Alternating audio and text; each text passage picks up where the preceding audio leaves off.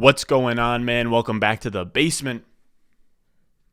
I'm Ron, and today we're going to get into my top 10 lessons learned, takeaways from the weekend. Now, before we get into that, I just want to let you guys know I'm down bad. Week 14, again, I hope you guys all won your matchups, got into the playoffs, did your thing this week. I had two matchups this week that were must win. I had one matchup in the FFPC Football Guys Championship. You pay $350 to get in. You're in a pool of 32,000 teams. My team was ranked 147th out of 32,000 teams. That's massive. That's huge. This team is amazing. Had Jonathan Taylor, Saquon Barkley, Saquon leave him out, but TJ Hawkinson, Jamar Chase, Deebo Samuel, DJ Moore, Chase Claypool. I think Elijah Moore as well. So it was just a really, really sick team.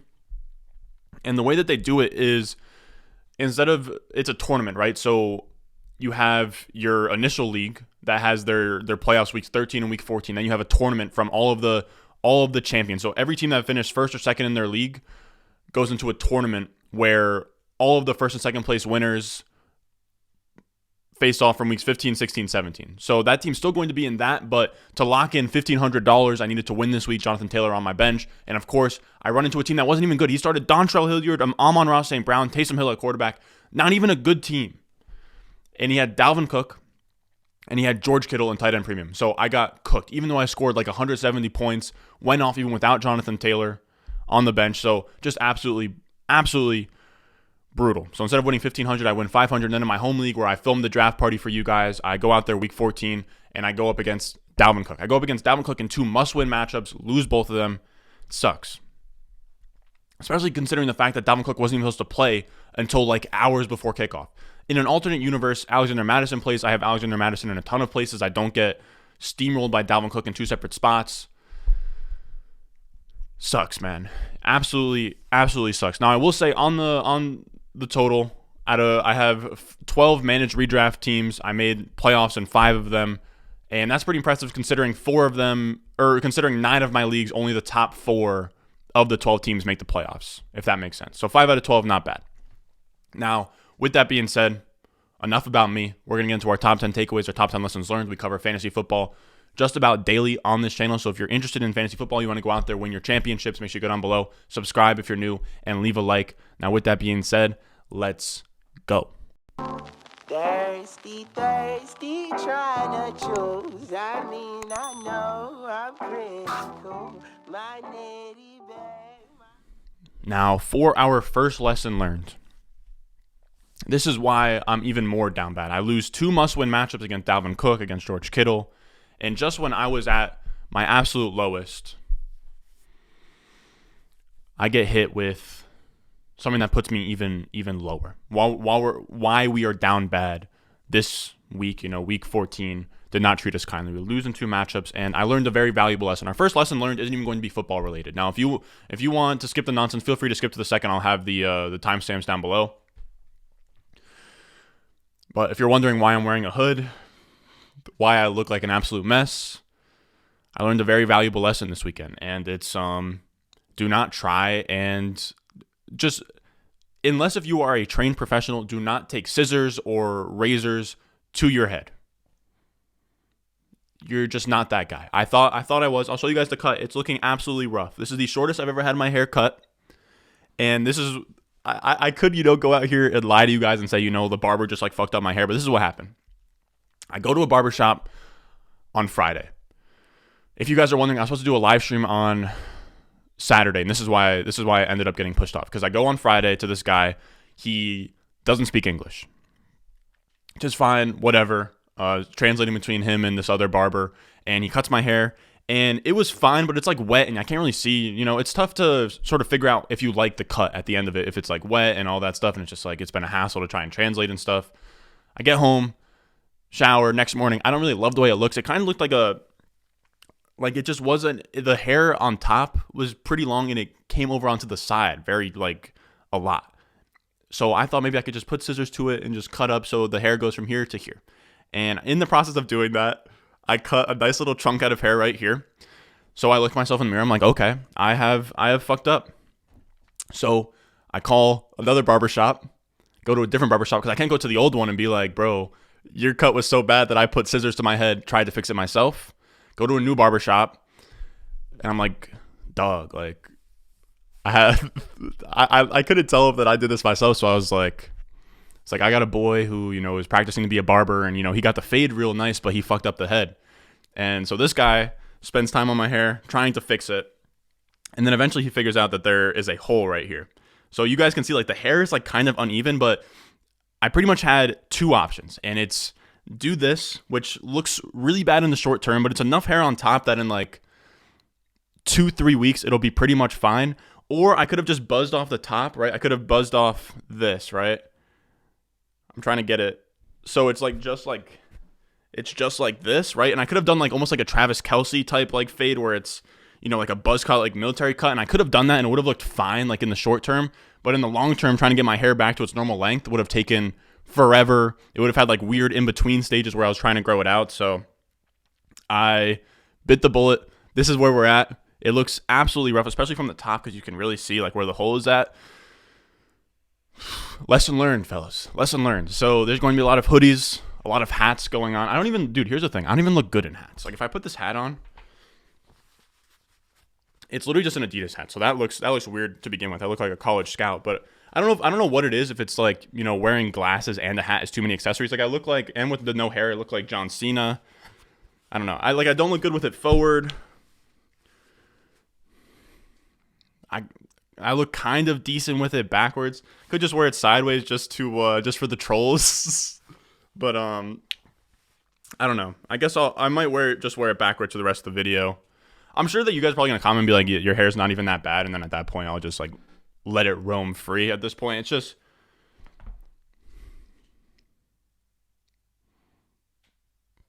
this is what we're working with. All right, so we're gonna put this on backwards. I haven't showered today either, so it looks even worse. But that's the first lesson learned, is that unless you are a trained professional, don't think that you can watch a couple YouTube videos and put scissors to your hair and fix your haircut. That was a dumb move. Really dumb move on my end. So on Saturday, I ended up doing that at like around 3 p.m. All the barbershops are closing at 4, so then I had to find a barbershop that I've never even been to. Went there around like 6, was like, bro, like my hair got fucked up. So by the time I ended up getting home, I didn't have time to do the live stream. I had like a live stream scheduled for Saturday, but we'll do that live stream like Friday or Saturday of this week. So that's our first lesson learned. We're now 7 minutes, 30 seconds in. We haven't talked a lick of football besides like my little matchup thing earlier. Again, we're like what? We're getting into week 15 here. We've been talking about football all season long. All right, so now our second lesson learned is I'm done talking about my hair, and we're going to talk about Trevor Lawrence. And I don't really have a takeaway from it, like a concrete takeaway from Trevor Lawrence. But I don't know. It's worth mentioning because I think that it's going to be in a lot of people's minds, especially with like Urban Meyer being like the topic of discussion at this point in the season. Now, Trevor Lawrence has 2,735 passing yards, 58.2% completion percentage, which is really rough. You want to have like above 60, maybe 65%. He has 9 touchdowns to 14 interceptions, a 55.4 passing grade per PFF, which is really bad. That's 34th out of 37 total quarterbacks. He's only better in passing grade per PFF than Tyrod Taylor, Zach Wilson, and Mike White. He also only has 1 touchdown pass in his last 6 games. So we're looking at, if you like, this is kind of a real life quarterback, dynasty type take, but you draft him first overall in a dynasty rookie draft, you're hoping for better than that. That's kind of what it comes down to. And I'm not saying that it's his fault. I'm not saying he's a bad player, because he is the best quarterback prospect that I've ever, it's not like I scout and watch the games, but like ever charted. Like the best rookie quarterback prospect I've ever charted. He's supposed to be really good. He's supposed to be the next, Andrew Luck type, really solid quarterback prospect, and it hasn't panned out at all. It's just gone really poorly. Now, I will say everything's kind of been setting him up to fail. Urban Meyer has been trash. He had DJ Chark go down. He had Jamal Agnew go down. Chenault's been really, really disappointing this year. Things have just gone poorly, and I'm not saying that any of it's even his fault, but it's worth talking about just to kind of see. I know you guys probably would just want to know like where my head is at on a guy like Trevor Lawrence. Now, I dug into my sophomore database, and I dug up his best comparable players based on points per game as a rookie and PFF passing grade as a rookie and draft capital. And here are his comps, and they're super ugly. We're talking Blake Bortles, we're talking Derek Carr, Mark Sanchez, Sam Bradford, and Jake Locker, if you guys remember Jake Locker. It's a really bad list. Now, these are quarterback comps, and I will say of my sophomore database, my rookie database, these are the rookie quarterbacks with the most similar rookie seasons as Trevor Lawrence. But what I will say is that out of all of them, out of like wide receiver, running back, quarterback, tight end, quarterback is probably the most hit or miss in terms of comp list. So this is really loose. I'm just saying this is his trajectory right now, but I don't think that any of these quarterbacks outline his ceiling, if that makes sense. Just kind of on this trajectory, what he's looking like at this current point in time. And even then, I've seen the list, I've seen the stats. I still have him as my quarterback 9 in Dynasty, and I believe in the profile. I just wanted to talk about it. I still have him in terms of Dynasty ahead of Justin Fields, Trey Lance, Mac Jones, Zach Wilson. I still have him as my rookie quarterback 1. He has dropped, a few spots. He was like my quarterback 7. Now he's my quarterback 9. He used to be a guy that was like a fringe first rounder for me. Now he's, a mid to late second rounder in startups. So he has moved down, but I'm not going to put him in bust territory. I still do think that Trevor Lawrence is a very promising player long term. You don't be the number 1 quarterback in the nation, then, win a championship as a true freshman in the college ranks, and then not be good. Now, obviously, he still could bust. Like, there's quarterback evaluations are so tough. Josh Allen has one of the worst analytical profiles ever for a prospect, and he's sick. So it's really tough to say. But again, I'm panicking slightly on Trevor Lawrence, but I'm really not moving him that far down my dynasty rankings. Now, after that, we're going to talk about Rashod Bateman. And Rashod Bateman, a guy that I keep on pounding the table for. He's going to pop off this week. He's going to go crazy this week. Just when I kind of gave up on him, I put him, I think, outside of my top 40 wide receivers rest of season and on the week. Just at a point in time where the week beforehand, Devin Duvernay was getting more snaps and more targets than him. Same with Sammy Watkins. So it just came to a spot where I was just like, Rashod Bateman, he showed flashes early, but I don't think that he is going to be startable in seasonal leagues until next season. But this week, he surprised us. He had a 20% target share. He had 8 targets, 7 catches, 103 yards. He had that really good downfield contested catch where he almost scored a touchdown from Tyler Huntley. 17.3 PPR points, wide receiver 16 on the week. So he's back to, being on my radar for seasonal leagues. I'm really bullish on him in Dynasty. I think that he is going to be really special long term. So I love Rashod Bateman, and I cannot wait, fellas.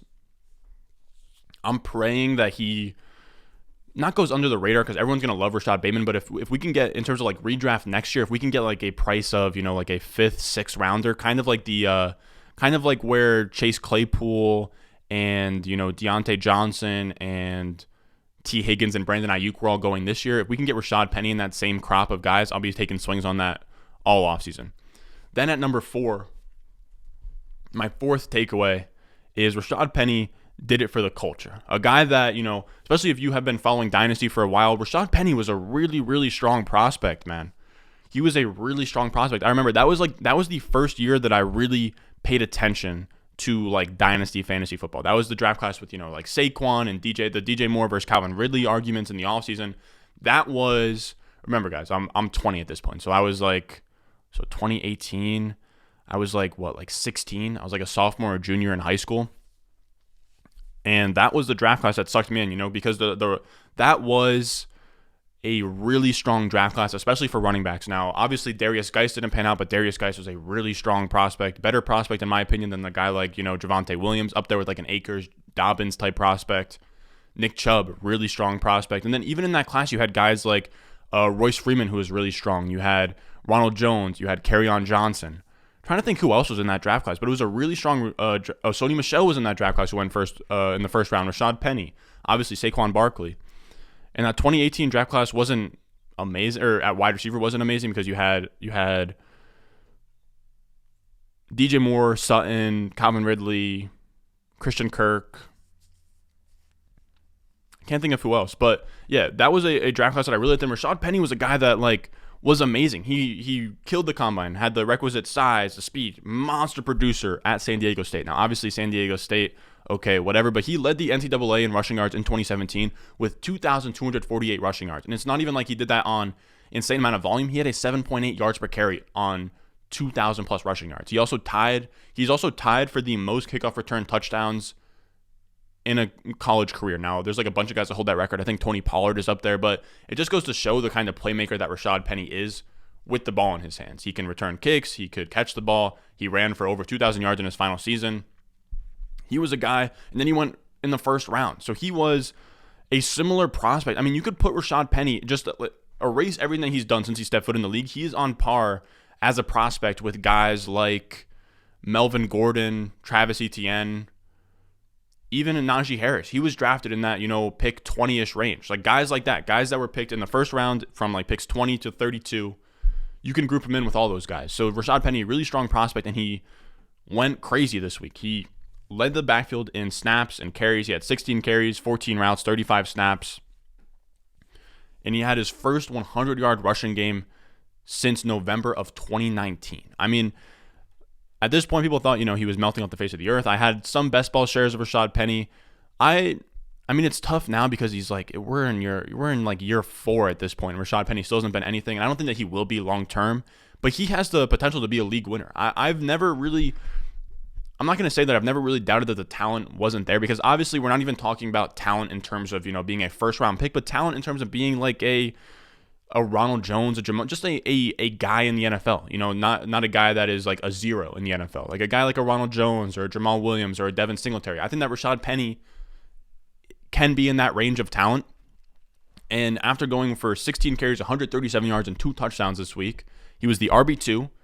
And I mean, if he gets, now obviously this was the Texans, but if he gets that type of volume, like if he can just see like 15 carries a week, he could be a potential league winner, especially for zero RB teams out there, hero RB teams out there that, lost an Elijah Mitchell, that lost, I was going to say Alvin Kamara, but not Alvin Kamara, lost a McCaffrey, lost to Derrick Henry. He can be a savior for those really, like a team out there that has like Jamar Chase, Debo, Cooper Kupp, and just has Devontae Adams and has like a really stacked wide receiver core. You add a Rashaad Penny on top of that, boom. They're out here winning championships. Now, after that, my number 5 takeaway is I just wrote get this out of here. I just wrote Mike Williams vacation targets. It's like a joke on Twitter, but vacated targets, right? I'm done with them because every time, like we've known a lot of people in the analytics community. I know Peter Howard is one of the guys at like kind of the top of this, is targets are earned, not given, right? So that's why I was really pounding that drum all offseason about, Deebo Samuel and Kittle being gone doesn't really affect Ayuk's ability to earn 23% of the targets. Does it affect it a little bit? Yes, but you don't just, like, commanding that volume of targets doesn't just happen because you're the only guy in the offense. That's why we didn't see Michael Pittman. We didn't see Jalen Reagor. We didn't see, who else was out there? Michael Pittman was in an empty wide receiver room. Reagor was in an empty wide receiver room. Ruggs was in an empty wide receiver room. Brian Edwards was in an empty wide receiver room, and none of them commanded targets. Just because you were the only guy in the wide receiver room doesn't mean you're just going to command targets. The same reason that, or not the same reason, but on the other hand, you had Justin Jefferson, who went crazy last year, had Adam Thielen next to him. This year, Jamar Chase he set records through his first 7 games with T. Higgins and Tyler Boyd in that same passing offense. So this whole idea that, I don't even really factor in wide receiver competition when I look at these wide receiver prospects. It doesn't matter at all, in my opinion. And I think that I need to be more firm on that in terms of, ranking Mike Williams, because I had him. I thought that he was going to be a top 12 play this week because he commanded targets early on in the season. You remove Keenan Allen, and you would think, okay, Mike Williams is now going to be the X wide receiver in this offense. He's going to command targets. And it led to nothing. Keenan Allen missed the game. And Mike Williams saw 6 targets for a 19.4% target share. On the season, he has a 20.2% target share. He, if anything, saw a tick down in targets and a tick up.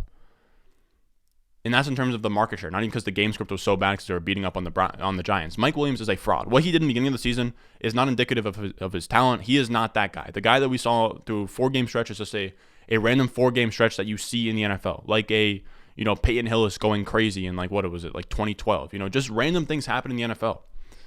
Like Mike White looking like a great quarterback for the Jets for 2 weeks. It happens to the best of us. It happens, man. Mike Williams, not saying that Mike Williams is a bad player, but he's not an elite player. He will never be an X wide receiver that commands, 28% of the targets like he was at one point in time. And it speaks volumes that Josh Palmer, the rookie wide receiver, I was going to say out of Tennessee, I believe out of Tennessee, who went 3rd round, didn't really do anything all year. And then Keenan Allen gets hurt. Josh Palmer comes in and he sees more targets than Mike Williams. So when we're talking about vacated targets and Keenan Allen is gone, I think that it should have gone off in our head instead of, a lot of these targets are going to Mike Williams. The targets that Keenan Allen leaves off the field, because here's the thing, fellas. It's not that targets are given, routes are given, right? So if Keenan Allen is gone, Mike Williams doesn't necessarily run any more routes than he already did, which means he's probably going to command the same amount of targets. But with Keenan Allen gone, that means Josh Palmer and Jalen Guyton are going to run, 10x the amount of routes that they usually take, and then that is going to ramp up their targets. So again, I hope I'm making sense. But Mike Williams, if he runs 20 routes a game, Keenan Allen, let's say Mike Williams runs 20 routes a game and commands 5 targets per game. Keenan Allen being gone and Mike Williams still runs 20 routes, he's probably still going to average about 5 targets with or without Keenan Allen. But with Keenan Allen freeing up, let's say, these are all arbitrary numbers, but let's say he frees up 20 routes and you give Josh Palmer 17 of those when he used to get, 3 a game, then his, 1 target a game will go up to 7 targets a game. I hope that makes sense. But yeah, Josh Palmer saw more targets than Mike Williams. So when a player leaves, you want to follow the routes more so than the targets, I think, is kind of the lesson learned takeaway that I'm kind of storing in my head there for future use. Now, moving on from that, let's talk about my number 6 takeaway, and it's that Chris Godwin is a goddamn target magnet. Over his last 2 games, he has 32 targets on 32.9% target share, 25 receptions, 248 yards, and a 25.4 points per game despite 0 touchdowns, and is the wide receiver 2. He's also in the same offense as Gronkowski, Evans, and Fournette. He's commanding that volume. He's putting up that kind of production without a single touchdown. Now, is a touchdown number concerning? I would say not really, because touchdowns are largely random in the NFL. And on top of that, he has, Evans and Gronk that are red zone monsters. But at the same time, I think Godwin will get his touchdowns. I just wanted to point out that he is playing like a god. I think that it's kind of going under the radar, but he is having kind of a Deontay Johnson, Keenan Allen-esque type run here on a team that is going to score a lot of points. So Chris Godwin down the stretch here could really be a league winner as long as Antonio Brown doesn't come back. But I want to say Godwin's only like 25 at this point. He's got to be a guy that's got to be, a top 10 dynasty wide receiver at this point. He's very, very talented, Chris Godwin. Was really good as a rookie, has looked really good the past few seasons. I have him in a few spots too. All right, so our next takeaway is Russ is kind of back. And all right, let me actually preface that a little bit. I don't want to say like Russ is back, he's amazing, because he did just play the Texans, but he looks, back to himself, which is huge for any of you guys that have Russell Wilson in fantasy, any of you guys that have Metcalf or Lockett in fantasy. Russ, again, against the Texans, he had 60% completion percentage, 260 yards, 2 touchdowns, 0 interceptions, and he had his highest passing grade on PFF since before his injury in Week 5. It was also his second highest grade of the season with an 86.4, highest graded quarterback on the week. So Russell Wilson, again, the stats weren't super impressive, but it was a game script where he didn't have to throw the ball a ton. But he looked really good as a passer, really, comfortable, which is huge coming off that mallet finger injury where he hasn't looked good the past, how many weeks. I like this game again. I know it was against the Texans, but it's a nice game for him to just kind of get his swagger back real quick. And then he comes back around for a game that could be a shootout in Los Angeles against the Rams, and then he's playing against 2 bottom 10 defenses in pass defense DVOA against Detroit and Chicago. So they have a pretty nice schedule here. Metcalf, Lockett, Russ to make some noise in the playoffs as guys that all have potential to, blow up for 30-plus point games.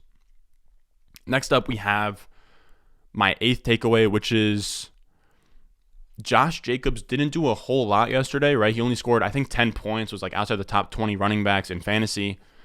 But his usage has been really juicy, fellas. His usage has been really, really good. He has now seen double-digit percentage target shares in each of his last 5 games, and he's averaging an 18.4% target share per game over that span. Here's the thing with Josh Jacobs, is coming out of college in 2019. So coming out of college in 2019 out of Alabama, Damian Harris was the between the tackles guy, and Josh Jacobs was a kind of all-purpose back that caught passes and was supposed to be really smooth in the passing game, kind of like a bad version of Alvin Kamara. You know what I mean? Like a light version of Alvin Kamara. He was supposed to be the pass-catching running back. He comes into the NFL. John Gruden completely misuses him. Shoves him between the tackles, doesn't give him any kind of pass catching, and then he was just kind of shoehorned into that role his entire career. Now we're seeing the last 5 games. I wonder if it's because of, Pasecchia is in there, or whatever, however you say that guy's name, now that Gruden is gone. But Josh Jacobs is seeing, the passing game usage that we were promised when he was drafted. He now has 4 games of 6 or more targets in his entire career. 3 of those have come in his last 4 games. So his receiving role is really bumping up. He's now becoming like an all-purpose running back. He is the RB9 in fantasy in his last 5 games, and I kind of love Josh Jacobs rest of season. Like it's going to be tough to get into the playoffs with Josh Jacobs because he's been bad to this point.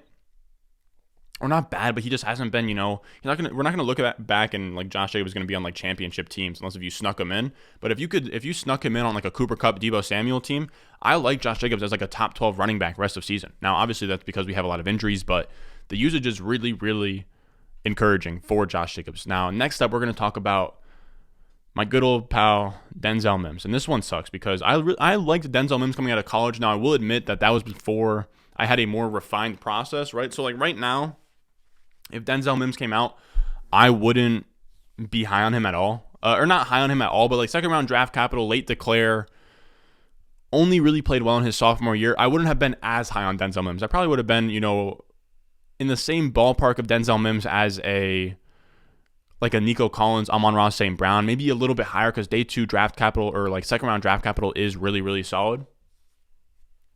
But it's probably time to throw in the towel on Denzel Mims. I know we were already there, right, with Denzel Mims or most of us were. Most of the sane people were. Now, I will say again, I liked him coming out, but I'm someone that pivots very quickly on these players. We talk about this every week.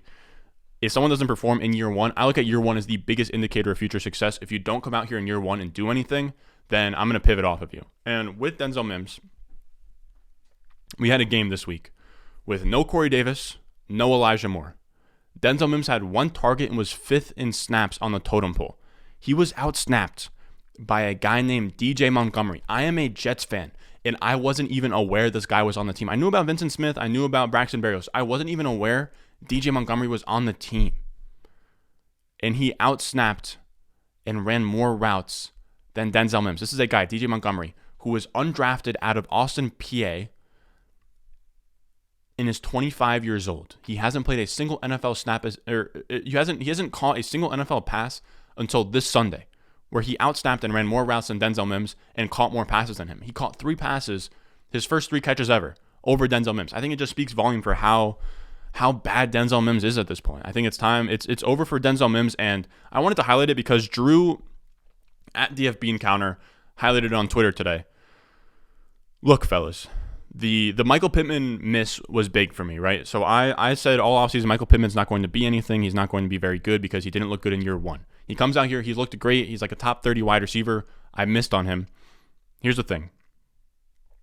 It's two-sided because, first of all, my thesis for not taking Michael Pittman was on one side of it that he sucked in his first year. And we fade players that suck in their first year. That's pretty much how it goes. And I know that you want to be able to say, you take everything on a case-by-case basis and you try and pick your pieces. The problem is that I'm never going to bat 1,000, right? So if I take everything on a case-by-case basis and I kind of, pick and choose, instead of just being, uniform with my process, and I could be a little bit more meticulous and look at everything on a one-by-one basis. But if you look at everything on a one-by-one basis and you don't use some kind of a process on the macro side of things, you hit on Michael Pittman, but then you give Jalen Reagor a pass, you give Denzel Mims a pass. You say, Henry Ruggs looked good in his first year. He just needs, to be in a better role now that Nelson Aguilar is gone. And you start making excuses for these guys because, you think that you can, sift through them and highlight which ones are going to hit. But instead of doing that,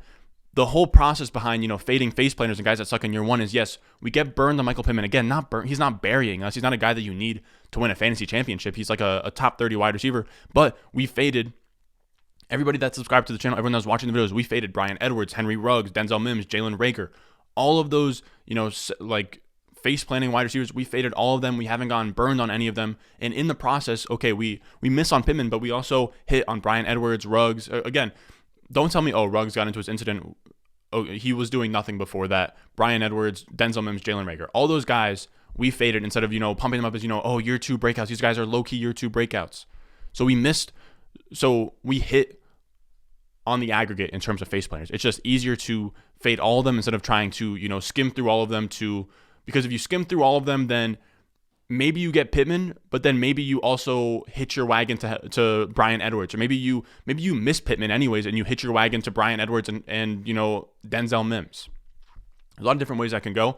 And on top of that, my other part of the process for fading Michael Pittman is because in that range, we talked about it in the offseason, I had a video dedicated to it, was at price, if you were looking at face planning wide receivers, you want to take rookie wide receivers in that spot. So instead of taking Michael Pittman and Henry Ruggs in that 8th, 9th, 10th round range, we were taking Elijah Moore, we were taking Jalen Waddle, and then we were also, I mentioned this last week, but we also were taking Rashod Bateman, Terrace Marshall, and Rondale Moore. So it's not completely 100% foolproof, but the process was sound, and it's a process that I will keep falling back on. Like Michael Pittman, what Michael Pittman did this year will change zero inputs in my process. Zero. Because even if you want to look back, I know that he had the compartment syndrome. I know a lot of you guys say, okay, he had an injury. You can't look at year one. If you go back in time, you look at all the face planners ever, and I go through the entire database, a ton of the face planners face plan because they're hurt. If you're hurt in year one and you never get onto the field, that sets you back a ton, man. I want to say, I don't want to speak out of my ass, but I want to say, I know Mike Williams had an injury in his first year. I know John Ross had an injury in his first year.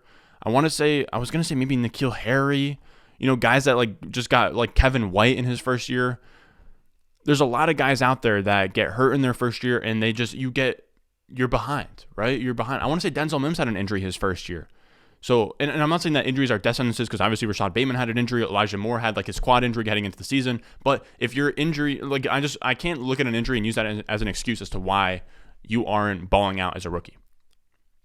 All right, I think I spent enough time on that, but I hope that was somewhat coherent and I kind of made sense there at the end. But yeah, that was just kind of my rant on like face planners and stuff. And I'm gonna make a ton of videos in the offseason. I'm gonna sit down and make some like really good video topics and kind of just go over, what were some misses that'll make me refine my process. Kind of I missed on this player. What are we going to do about that moving forward? And just kind of really tweak how I look at the game. We're gonna do some really dope stuff in the offseason. But our 10th takeaway on the day is Kyle Shanahan's using his skill position players in a really weird way. And it's not so much to even, put disrespect on Kyle Shanahan and say like Kyle Shanahan doesn't know what he's doing, because I've done that before in the past, but it's just interesting to look at because he had Ayuk have 11 targets, 6 catches, 62 yards, and a touchdown.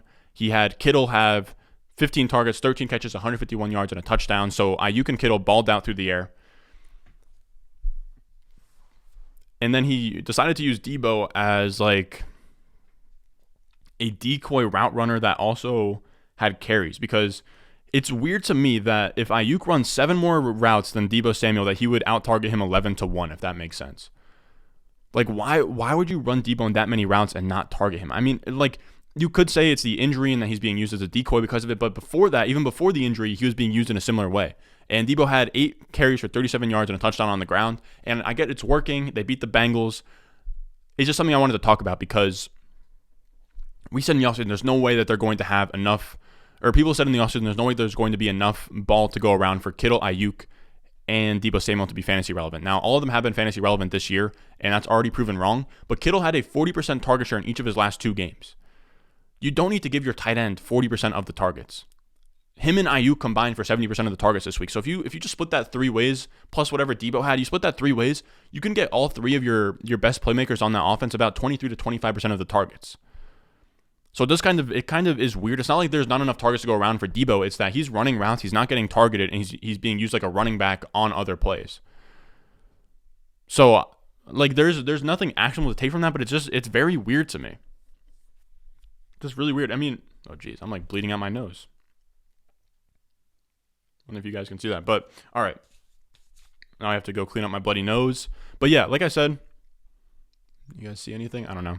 But yeah, like I said, it's really weird how he's using the offense. It's not that, again, not taking a shot at Kyle Shanahan one of the few rare times, kind of just, interested with what he's, doing here. I think that as Debo gets healthier, he should see more targets, but it just doesn't make sense that he's running all these routes and not getting targeted. Like, it'd be better for Debo if he could see like 8 carries and like 6 targets. That'd be huge for him. Now, that's going to do it for us today, fellas. That is our top 10 lessons learned, takeaways, observations for week 14 of the fantasy football season. We are now getting into playoff mode. Let me know if you guys have any like video ideas for the playoffs. Like if you guys want me to cover anything for the playoffs, I've already kind of covered the schedules and stuff like that. So I don't know if there's really much more for me to go over. At this point, set in stone, we have lessons learned, waiver wire, probably like a running back, and then a wide receiver video. So that's only 4. I'm going to have like 2 or 3 other videos. I think I'm going to do a 2022 mock draft. I could start doing like a dynasty mock draft. I could also do a dynasty trade target video for like people who are like contenders or like even rebuilders at this point in time. I'm trying to think. But yeah, so we can do stuff like that. We can also do what we've been doing where we talk about like rest of season risers or followers. So let me know what you guys want to see. Now, with that being said, make sure you go down below. Subscribe if you're new. Leave a like if you want access to my rest of season rankings, my weekly rankings, my access to me in the Discord. You want access to my dynasty rankings, all that good stuff for $5 on the Patreon, patreon.com/Ron Stewart. It is right there in the description. It'll be down below. Probably not in the comments, but it'll be down below in the description. And as always, I will see you guys in the next one. I got the juice, I got the juice. 10 Chatham's on. Foolies glad I'm home. Even my haters kinda glad I'm on. Rest in peace to my vagabond. Rapper, song, singer, suspended, subpoena from misdemeanors.